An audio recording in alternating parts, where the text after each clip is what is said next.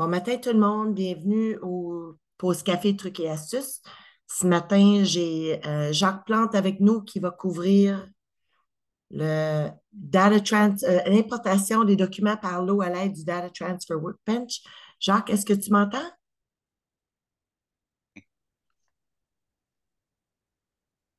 Oui? Bonjour Jacques, t'es là? Allô? Good. OK, je veux juste m'assurer ici que j'avais bien enregistré. Donne-moi une seconde.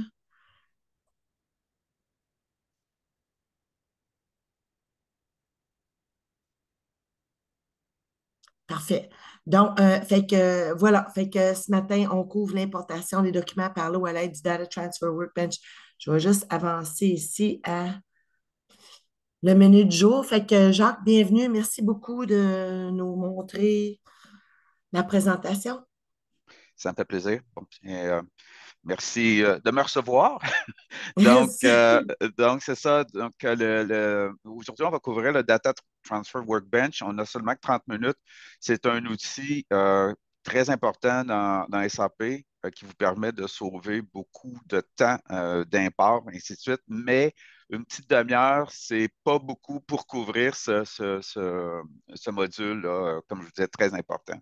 Donc, on va commencer par décrire un petit peu c'est quoi le Transfer Workbench et aussi euh, expliquer que le DTW, comme on l'appelle, utilise le DI API de SAP et c'est la seule façon approuvée par SAP de importer vos informations dans la base de données. Toute autre façon pourrait compromettre votre garantie là, avec SAP. Donc, je vais vous expliquer comment lancer le DTW comme n'importe quel autre logiciel, mais pour un meilleur résultat, c'est toujours bien de le partir en mode administrateur. Je vais vous montrer à quel endroit sont les exemples et les templates dans le système. On va faire une petite démo pour ajouter des commandes d'achat, une petite démo pour ajouter un partenaire ou des partenaires et aussi faire des mises à jour sur les partenaires. Et on va regarder dans SAP, évidemment, le résultat, puis on va discuter si on a le temps, là, des questions et discuter un petit peu du DTW et comment on peut vous aider par la suite. Donc, je vais partager mon écran. OK, donne-moi une seconde, Jacques. Je vais juste arrêter mon screen share. Voilà. OK. Donc, c'est moi qu'il faut qu'il partage maintenant. Excusez-moi.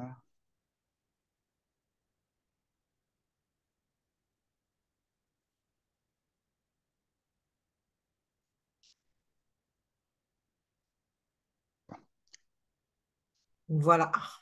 Vous voyez mon écran. Donc, très bien. Oui, c'est bon. Donc, donc ici, je suis dans la compagnie, je ne sais pas si vous pouvez le voir, là, mais je suis dans la compagnie Acme, la base de données de SAP. Je suis en version 10, la version 10 ANA.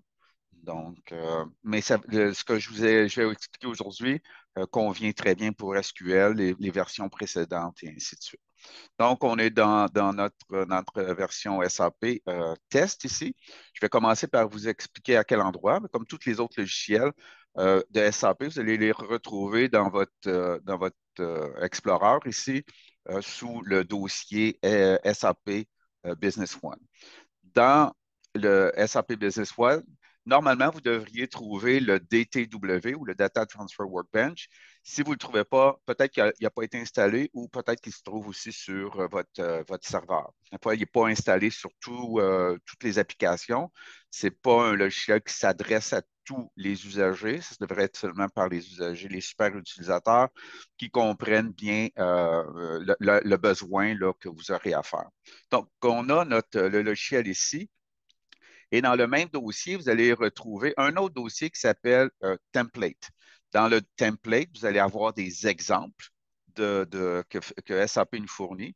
Donc, des exemples, quand je fais un double-clic sur exemple, vous voyez ici, est-ce que c'est des exemples où je veux ajouter des data? Est-ce que je veux faire des mises à jour de data? Ajouter et faire des mises à jour, et ainsi de suite. Donc, si je retourne à mon template ici, je vais voir dans mes templates en premier lieu. Ça va être des templates fournis par SAP avec le bon format, avec les bons noms de champs et ainsi de suite, euh, qu'on va pouvoir préparer pour l'import. Donc, vous allez remarquer qu'il y a quand même un dossier par module. Donc, vous reconnaissez un petit peu le menu que vous allez retrouver dans votre SAP, administration, banking, ainsi de suite. Et ensuite de ça, vous allez voir dans chacun de ces dossiers-là certaines portions. Par exemple, ici, je viens de cliquer sur Business Partner. Donc, ici, j'ai des dossiers pour mise à jour ou ajout d'activités et ainsi de suite, dont celui des partenaires ici. À l'intérieur des partenaires, on va retrouver plusieurs fichiers, pas nécessairement utiles pour chacun des imports. Il y a quelques fois que vous allez faire un ajout d'un client, vous allez avoir besoin seulement de un ou deux de ces fichiers. On va regarder ces fichiers-là ensemble. Et la même chose pour les autres modules. Donc, si je retourne dans mon template, vous pouvez voir ici j'ai le Human Resource, j'ai de la production et j'ai des achats. Dans les achats, c'est ce qu'on va regarder tantôt. Donc, on va vouloir importer des commandes d'achat. Donc, on va chercher notre template. Plutôt que de partir à zéro, bien, c'est toujours bien de partir avec un template. Donc, dans mon template ici, je vais aller chercher, par exemple, mes commandes d'achat de mes clients. Maintenant, je ne sais pas si les gens sur l'appel sont familiers avec la façon que SAP nous aide à trouver les champs, euh, quelle, quelle- quelle information va être utile à notre import. Parce que si j'ouvre un, un- un de ces fichiers-ci, le OPOR, pour moi, je sais que ça fait longtemps que j'en fais. Je sais que le OPOR, c'est les commandes fournisseurs et je sais que c'est l'entête d'un document. Donc, si vous voyez ici, il y a beaucoup de fichiers, il y a beaucoup de colonnes et je vous dirais que probablement 90% de ces colonnes-là ne seront pas nécessaires pour un simple import. OK? Donc, le OPOR ici, c'est un fichier d'entête d'une commande fournisseur. Maintenant, pour revenir au détail, le détail d'un document ici, c'est POR1. Donc, POR1, c'est le détail d'une commande ici. C'est ici où on va avoir item 1, item 2, item 3, le prix, la quantité, ainsi de suite. Maintenant, comment j'ai su ça? Au début, évidemment, on cherche un petit peu, mais SAP nous fournit des outils. Donc, l'outil principal pour trouver quel est le nom de ces tables-là, dans SAP, on appelle ça, c'est l'information du système. Donc, exemple, je veux savoir c'est quoi les tables qui sont utilisées pour mon DTW pour import ou mise à jour. Donc, je vais ouvrir une commande fournisseur. Donc, n'importe quelle commande fournisseur ici, je vais aller dans une commande fournisseur et je m'assure que mon information de système ici est bien sélectionnée. Maintenant, suivez ma souris ici dans le bas de l'écran à gauche. Il va y avoir une petite ligne qui va s'afficher lorsque je vais mettre ma souris par-dessus un champ. Donc, je vais mettre ma souris par-dessus le champ code fournisseur ici. Et vous voyez dans le bas, c'est écrit OPOR Car Code. J'espère que vous le voyez. Maintenant, si je me déplace sur le nom, c'est OPOR Car Name. Donc, je viens de comprendre que l'entête de ma commande fournisseur, c'est vraiment OPOR et j'ai les noms de mes champs. Si je me déplace maintenant sur mon détail, mon, euh, ma table qui m'indique ici, c'est POR1. Donc, POR1, item code. J'espère que vous voyez les codes là, que je vois ici en bas. On le voit bien, Jacques. Parfait, fantastique. Donc, en sachant cette information-là ici, je peux aller retrouver dans mes templates de SAP ce que j'ai besoin. Donc, je sais maintenant que c'est une commande. Donc, j'ai navigué jusqu'à commande. Je suis allé chercher mon OPOR. J'ai bien compris que c'était l'entête et j'ai bien compris que POR1, c'était le détail de mes lignes. Maintenant, il y a toutes les autres tables ici. On va pas voir ces autres tables-là, mais on peut importer le transport, on peut importer des termes de paiement, on peut importer plusieurs choses. Donc, vous voyez ici, il y a plusieurs autres tables qui viennent avec les templates ici. De base, normalement, lors d'une importation, c'est une ou deux tables. Chacune de ces tables-là vont être attachées ensemble et c'est ce qu'on va voir maintenant. Je vais vous amener à un fichier que j'avais préparé, que j'ai appelé ici Purchase Order. Donc, ce que j'ai fait dans mon Purchase Order ici, j'ai joint mon OPOR, si vous voyez dans mon onglet en bas ici, OPOR et mon POR1, et je suis allé me mettre des datas. Donc, ça, ce serait les datas que je voudrais importer dans mon système. Donc, j'ai juste ouvert mes deux fichiers à partir des templates. Je les ai mis dans un. Je trouvais ça plus facile à travailler et à démontrer ici. Donc, en premier lieu, le OPOR, c'est l'entête. Donc, l'entête, normalement, je vais avoir seulement qu'une information, en parlant une ligne, c'est-à-dire par document, puisque j'ai seulement qu'un numéro de document, j'ai seulement qu'une date, j'ai seulement qu'un client, et ainsi de suite, et un numéro de facture.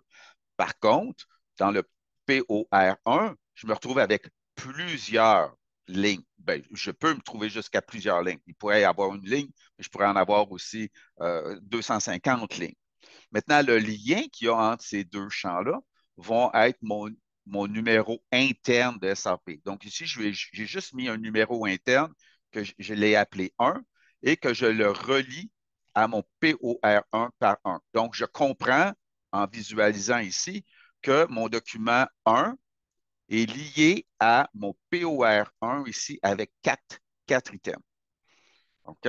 Donc, dans mes quatre items, j'ai mis un code d'item, mon code item ici. J'ai créé des codes d'item pour vous montrer.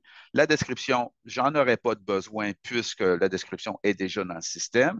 La quantité, par contre, mon client m'a commandé, c'est-à-dire je veux commander un certain nombre d'items. Donc, j'ai besoin d'avoir le nombre d'items que je veux commander et l'information du prix.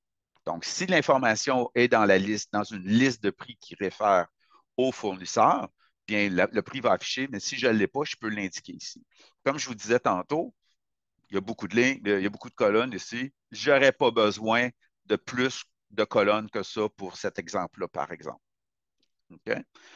Maintenant, j'ai déjà préparé un document ici. On peut voir ici, c'est les mêmes informations que je vais retrouver dans exemple, dans ce que vous auriez extrait ou ce que vous auriez eu en courriel ou peu importe pour votre commande.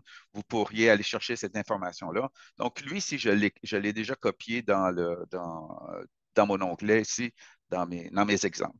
Mais ce que je vais faire maintenant, je vais rajouter un deuxième document. Donc, je veux importer un deuxième document et je pourrais importer jusqu'à l'infini pratiquement de documents dans le système. Normalement, on va se limiter peut-être à quelques centaines là, pour ne pas engorger le système. Donc ici, j'ai mon fournisseur V70 000 que je vais copier ici. Je vais l'amener dans mon onglet OPOR, qui est mon en-tête. Je vais donner un chiffre différent, évidemment. Mon document va être le document 2. Ce qui est important pour le DTW, c'est de dire au système quel type de document je cherche. Parce que si vous êtes familier avec SAP, dans SAP, il y a deux types de documents. Il y a service et il y a item. Quand je clique sur mon template, lorsque vous allez ouvrir votre template, SAP vous donne encore un petit peu plus d'informations. Et il y a un commentaire qui vient avec le template ici qui vous dit exactement comment le type de document devrait être inscrit ici. Donc, c'est un type item que je veux importer. Donc, je vais copier exactement la même chose, incluant les lettres majuscules et les lettres minuscules. OK? Donc, je l'ai déjà écrit ici. C'est un D document underscore item. Donc, je vais juste le rajouter à celui-ci. Je vais mettre la date de mon document. J'ai déjà inscrit le numéro de mon fournisseur. Et ici, je pourrais avoir un numéro de référence. Donc, ici, num at 4. à Card, ça ne vous dit pas grand-chose, mais si je retourne dans SAP et si vous vous souvenez d'aller afficher votre système ici et vous mettez votre souris sur le champ numéro de référence. Dans le bas, vous allez voir num at card qui va s'afficher. Donc, je sais que c'est le champ que je dois remplir avec ce numéro de référence-là. Donc, si je retourne, oups, je m'excuse, si je retourne dans mon document, je pourrais écrire, peu importe, la référence que j'ai besoin. Encore une fois, de ce côté-ci, je n'ai pas vraiment besoin d'autres informations. Donc, vous comprendrez ici que je viens de compléter mon en-tête de mon document. Je vais donc passer maintenant à mon détail de mon document. Donc, ici, j'ai ces 4 items-là que j'aurais besoin.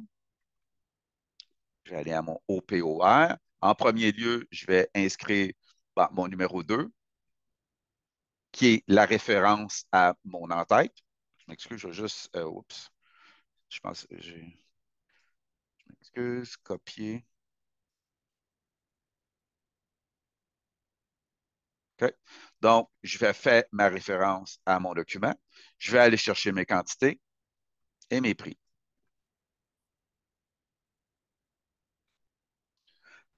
Oups. Donc, mes prix vont aller ici. Donc, j'ai laissé par défaut les informations ici, le signe de dollar, la virgule, ainsi de suite, pour vous parler que SAP ne va pas accepter ce format-là comme import. Il va bloquer, il va vous donner un message d'erreur. Donc, plutôt que d'arriver à ce message d'erreur-là, ce qu'on va faire tout de suite, c'est changer le format de la cellule. Et le format des cellules, quand c'est des prix ici comme ça devrait être un numéro. Les décimales, c'est correct ici, mais pas de séparateur. Donc, ça, c'est un format ici que SAP accepte dans l'import. Tous les autres champs ici, on pourrait en parler, mais ça serait beaucoup trop long et j'en ai pas besoin. Mais par contre, pour que vous sachiez bien, on pourrait importer des documents dans des devises différentes, avec des taux différents, des escomptes, et ainsi de suite. Donc, tous les champs disponibles sont ici, j'en ai pas besoin. Vous pourriez décider, avant de faire l'import, de supprimer les colonnes que vous n'avez pas besoin, juste en les sélectionnant ici, puis les supprimant. OK. Ça ne change pas grand-chose, mais c'est peut-être plus lisible là, si vous n'avez pas cette information-là. Maintenant, SAP va accepter 2 formats, un peu plus que 2 formats, mais en général, c'est 2 formats qui sont texte et CSV. Qu'est-ce que ça veut dire ça? C'est quand vous allez sauvegarder vos documents. Donc ici, là, je vais juste, là, c'est un document Excel présentement. Donc, je vais sauvegarder chacun de mes documents dans un format qui est soit texte ou soit CSV. Donc, pour ce faire, fichier, évidemment, Save As. Et ici, je vais sélectionner, dans mon cas, si je peux aller avec un texte, je vais dire à quel endroit je veux le sauvegarder. OK? Donc, je vais le sauvegarder ici. Je vais dire, moi, j'aime bien le nommer par les noms des tables. Comme ça, je me retrouve plus facilement lors de mon import. Donc, et je mets la date du jour, par exemple. Donc, présentement, je viens de sauvegarder l'entête dans un format texte. Le message qui est ici, c'est un message normal qui vous explique que vous venez de transférer d'un fichier Excel vers un fichier texte ici. Et je vais sauvegarder la même chose ici pour le détail de mes lignes de ma commande. Donc, File, Save As, Texte. Et ici, dans le cas que j'ai parlé ici, c'est POR1. POR 1 qui est le détail.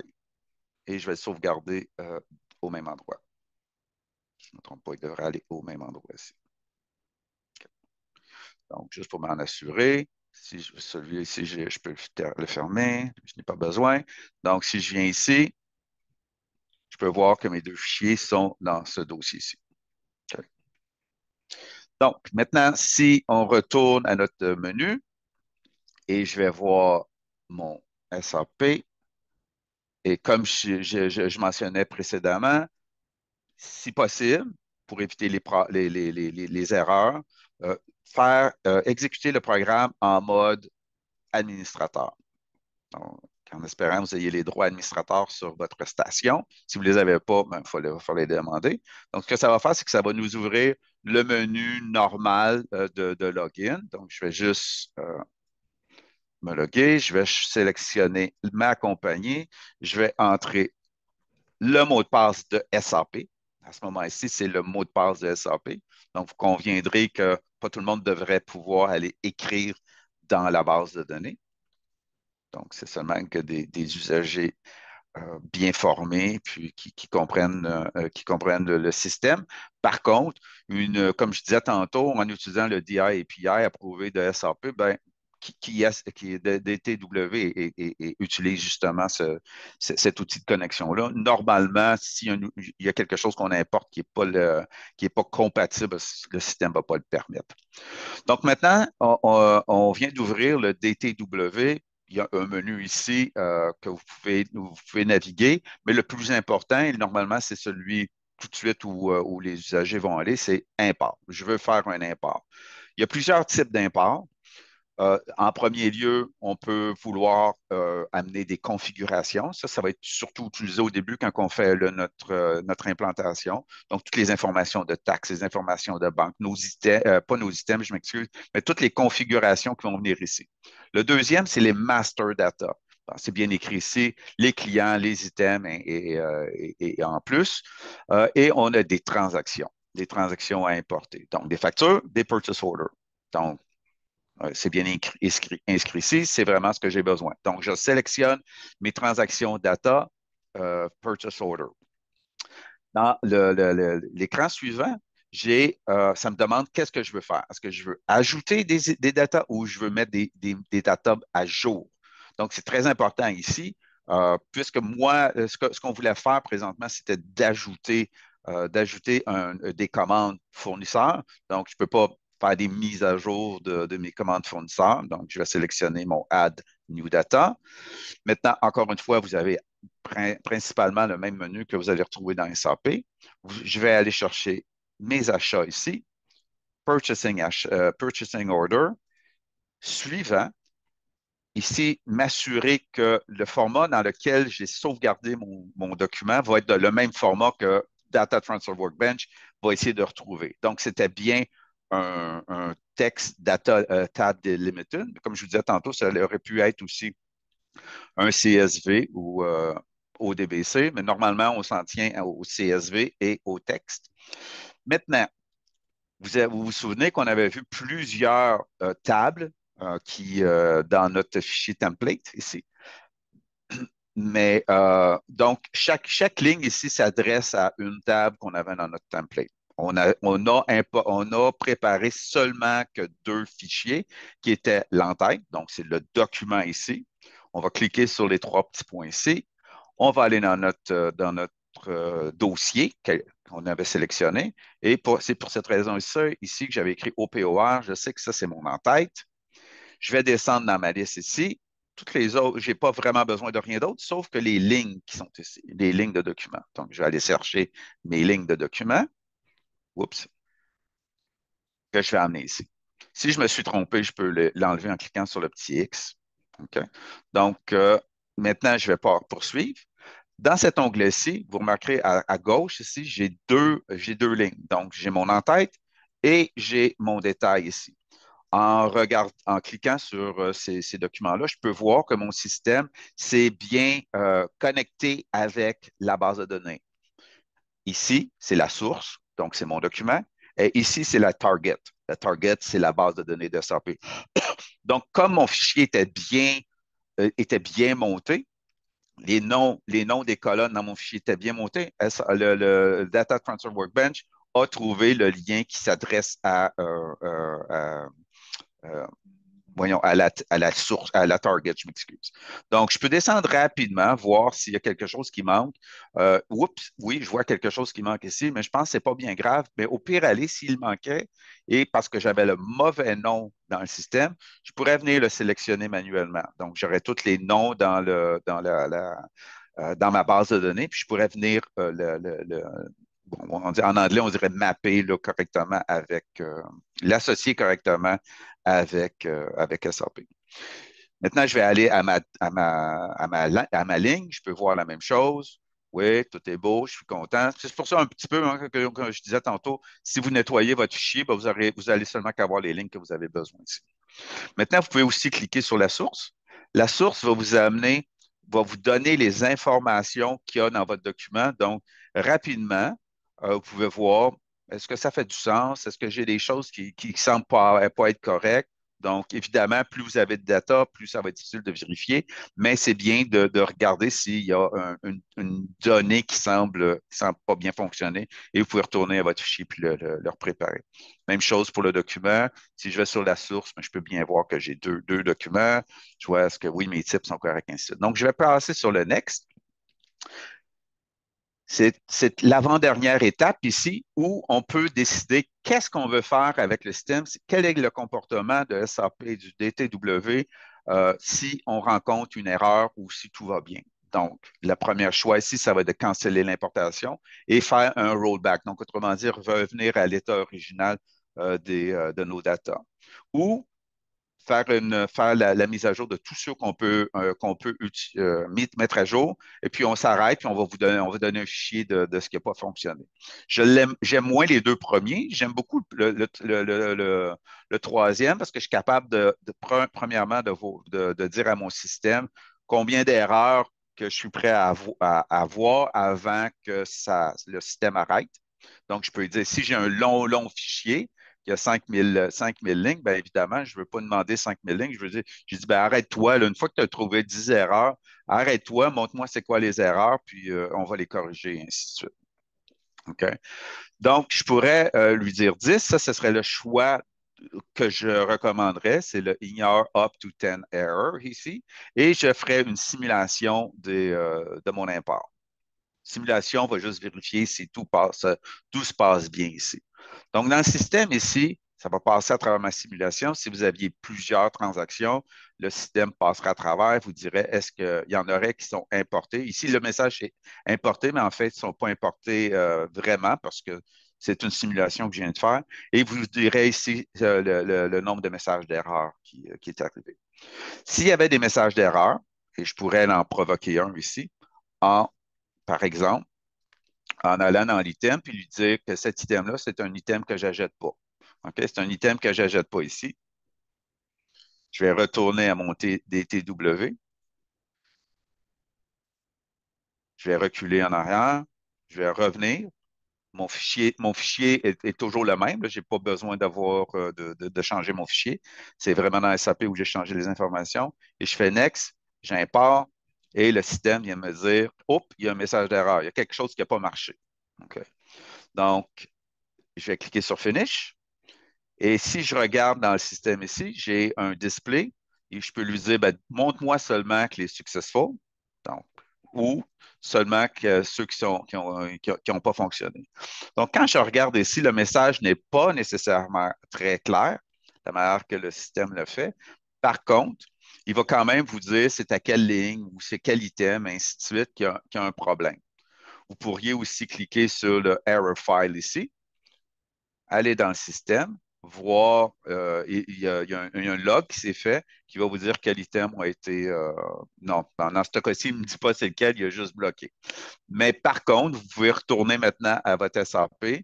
Vous savez que c'est l'item numéro 1, donc c'était la ligne numéro 1. Vous regardez rapidement qu'est-ce qui s'est passé, qu'est-ce qui se passe, puis vous trouvez que, ben, je m'excuse, dans le message d'erreur, je crois que c'était quand même bien écrit ici. Je m'excuse, j'ai dit que c'était pas clair, mais ici, c'était quand même écrit. C'est juste le catalogue number qui dit rien. Link to item not specified as purchase item. Donc, je peux retourner à mon item. Hop, je vois que c'est pas un item d'achat. Je mets à jour. Je retourne à mon DTW. Je vais fermer ma tentative ici. Je vais refaire un import. Et je veux faire un import de transaction. Il ne faut pas oublier. Donc, je dois recommencer à ce point-ci. Je veux faire un ajout d'une commande fournisseur. Je vais aller sélectionner ma commande fournisseur. Je vais aller chercher mon document au POR et je vais aller chercher mon POR1. Je vais faire un next. Dans le cas, je vous ai expliqué les choses à faire ici. Je fais Next, je fais une roule simulation. Je n'avais pas choisi ma sélection ici, mais ce n'est pas tellement grave. Et je fais Next ici et j'importe le document. Je fais Finish. Le système va m'arriver avec ce message d'erreur, pas d'erreur, mais le message de confirmation que tout a bien été importé. Je peux fermer mon information ici. Oups, close, minimiser. Et si je retourne à mon document, mes deux derniers documents, donc c'est celui que je viens d'ajouter, avec le numéro ici, mes documents, les prix que j'ai ajoutés, et ainsi de suite, et le document qui est juste avant, qui était mon autre document ici. Donc, j'espère que ça va. Je comprends que ça fait déjà une demi-heure. Tracy, est-ce que je dois, est-ce que tu veux que je présente les partenaires aussi? C'est à toi, Jacques, si tu veux nous présenter des choses, c'est à ta guise, là, il n'y a pas de deadline là-dessus. D'ailleurs, j'ai juste une question pour toi. Euh, Ta maquette de ton fichier Excel que tu avais, est-ce que ça pourrait être quelque chose qui serait intéressant pour si des clients ont besoin de la maquette? Tu sais, ton fichier Excel que tu avais tantôt, là. Ah, ben oui, certainement. Tu Certainement. pourrais-tu me le partager si jamais quelqu'un voudrait l'avoir, là, Oui, oui, oui. Ben oui, je pourrais certainement. leur partager. Mais non, vas-y, Jacques, si tu as des choses à nous montrer, là, le C'est tête beau. à toi. Non, C'est bon. c'est juste que j'avais parlé d'ajouter des clients puis de peut-être faire des mises à jour. Mais c'est ça. Donc, c'est sûr que il y a beaucoup de détails. Ça va vite. 30 minutes. J'essaie d'aller le plus vite possible puis C'est le ça. plus concis. Mais c'est ça. OK. Mais Donc, si oui. quelqu'un, en passant, si quelqu'un a des questions, là, vous avez le chat box ou le Q&A en bas, là. Gênez-vous pas, on est là pour ça. Vas-y, Jacques. OK.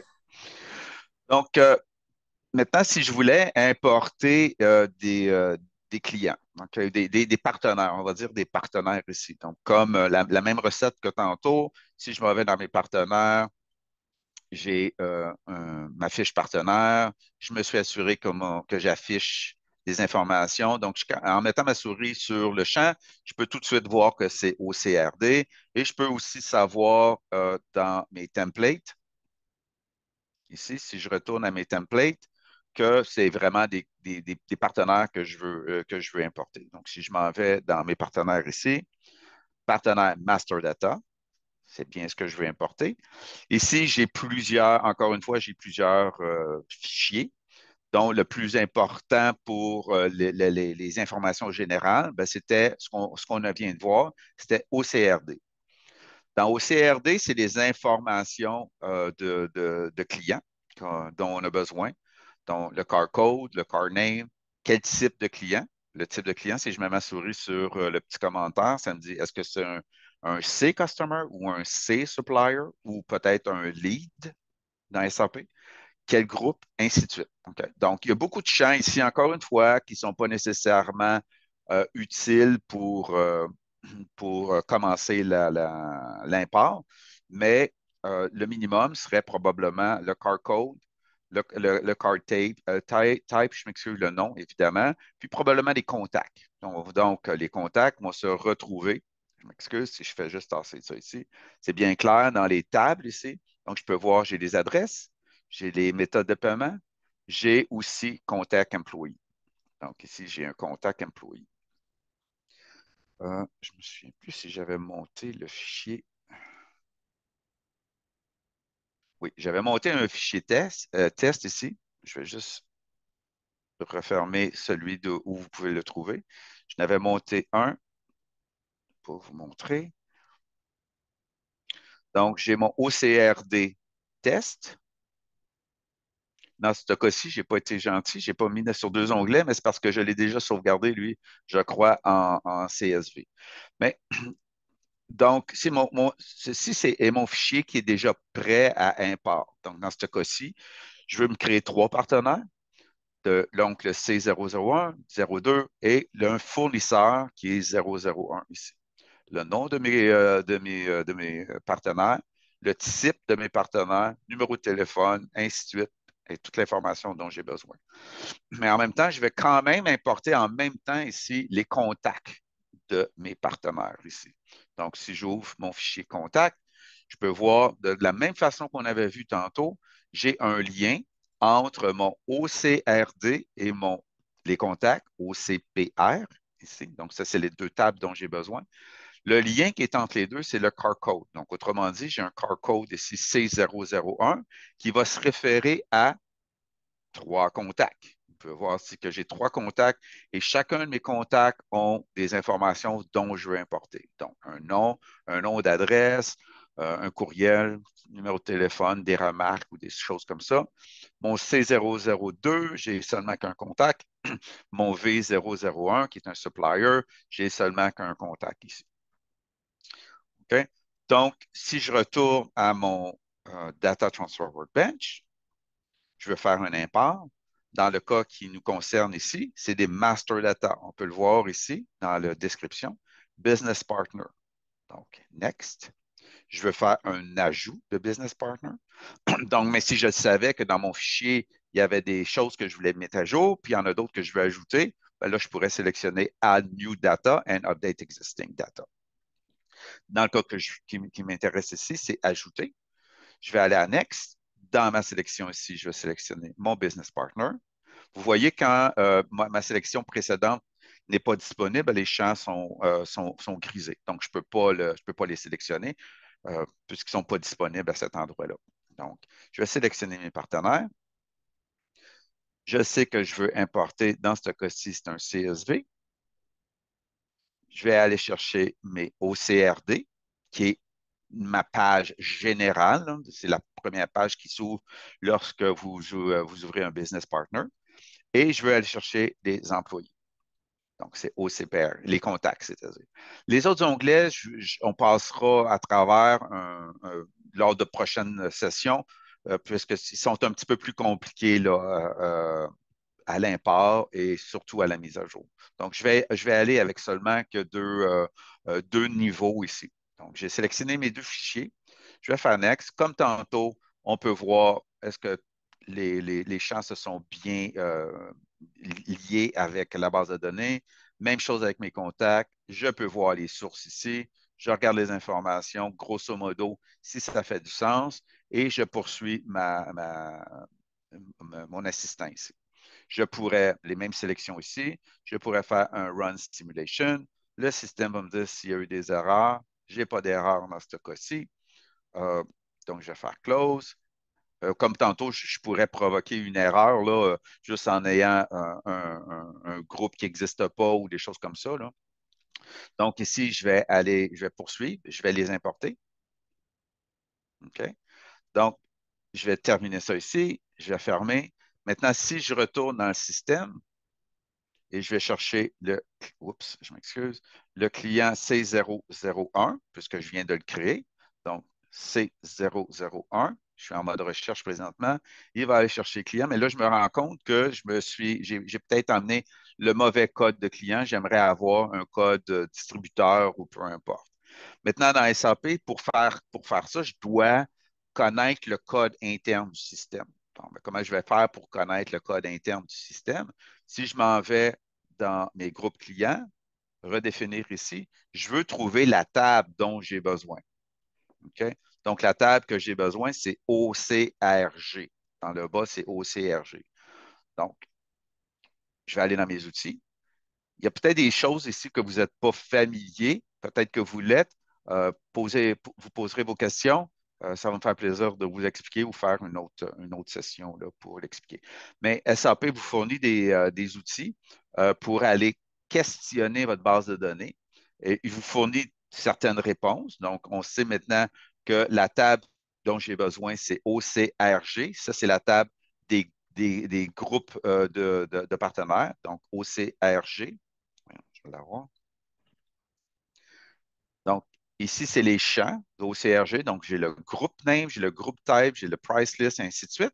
Je vais exécuter, un petit peu ici, je vais exécuter cette requête-là. Puis là, maintenant, je peux voir que j'ai des types clients. Si je fais un double-clic, je peux trier par type client. Donc, là, c'est des clients. je peux voir que j'ai dit, bon, ben, mon client, je voulais qu'il soit le groupe distributeur. Le groupe distributeur interne dans le système interne, le code dont je dois importer, c'est le code que SAP connaît. Le distributeur, il ne connaît pas, mais il connaît 103, 104, 105. Et pour les fournisseurs, il connaît les autres qui sont ici. Donc, les fournisseurs, les suppliers, 110, ainsi de suite. Donc, je pourrais retourner à mon fichier ici, OCRD, puisque je n'avais pas inscrit le car code ici. Donc, le système a pris le premier. SAP a tout simplement pris le premier plutôt que de me donner des erreurs. Donc, si je m'en vais avec mon code 103, c'est ce que j'avais dit, exemple, distributeur, c'est 103. Puis, exemple, qu'ici, je me dis, bon, ben lui, c'est gouvernement. Et puis, lui, c'est un fournisseur de General Supplier. Donc, c'est mon groupe 114. Donc, dans 114, maintenant, ce que je vais faire, c'est que je vais juste sauvegarder mon document. Ici, je vais utiliser mise à jour. Bon, juste mise à jour, comme ça. OK, on va sauvegarder ça ici. Donc maintenant, j'ai sauvegardé, je n'ai pas eu besoin de remplacer n'importe quoi, mais si j'avais eu un numéro de téléphone différent ou peu importe, on aurait pu faire ces choses-là.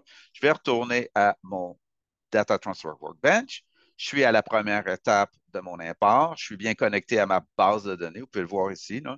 Je suis bien connecté à mon Acme. C'est très important ça, c'est surtout si vous avez plusieurs bases de données. Vous assurez que vous importez dans la bonne base de données. Je vais cliquer sur mon import. Dans le cas qui nous concerne ici, c'est des master data, business partner, next. Et dans mon cas ici, je veux faire une mise à jour. Donc, je vais faire une mise à jour, existing data, next. Je veux sélectionner mon business partner et je veux seulement qu'amener les informations récentes de mon OCRD. Donc, next. Et je peux voir dans ma source ici, je n'ai pas besoin d'amener les contacts. Je ne veux pas faire de mise à jour des contacts. Donc, ici, je peux voir mon information. Je peux faire ma simulation. Je n'ai pas d'erreur. Je m'en vais, je vais fermer ici. Je vais faire Next et je vais importer mes informations. Donc, maintenant, si je retourne à SAP, on va fermer cette fenêtre-là. Quelques petites fenêtres. Donc, ici, mon partenaire était Customer. Si je rafraîchis les datas, oups, le groupe de mon client maintenant est un distributeur. Mon C02 devrait être gouvernement. Et puis ici, je vais chercher mon fournisseur. J'ai General Supply. Donc, euh, pour ma part, j'ai dépassé amplement le 30 minutes. Comme je disais, Jacques, il n'y a pas de problème c'est un avec ça, sujet vas-y. C'est un sujet que j'aime beaucoup. J'ai fait beaucoup d'imports. Il y a beaucoup, beaucoup à apprendre à propos de ce sujet-là. Euh, euh, mais c'est satisfaisant lorsque vous importez 2000 data sans problème. Là. Vous venez de sauver 2, 3 jours de travail. Donc, c'est Carrément. un bel outil à apprendre. Donc, si vous avez des questions, je suis ouvert. Oui, vous avez utilisez la boîte de questions là, si vous avez. Merci beaucoup, Jacques. C'est vraiment, je trouve ça tellement intéressant comme exercice à montrer à la clientèle, là. Je suis vraiment contente. Puis, c'est ça. Tu vas pouvoir Ça me fait également me plaisir. partager le fichier Excel Oui, en cas que quelqu'un me le demande. Puis, en passant, on a tellement couvert de choses. Je mets toujours ces vidéos-là sur notre page YouTube pour nos pauses café, dans notre playlist. Fait que si jamais vous avez besoin de le revoir, là, il va être disponible là, cette semaine. Fait que je ne semble pas avoir de questions. Donc, Jacques, un gros merci. Je trouve ça tellement intéressant et le fun pour la clientèle. Très intéressant. Thank you ça me very fait much. plaisir. Merci OK. beaucoup. Merci tout le Merci. monde. Merci tout le monde. Bye Bye bye. bye.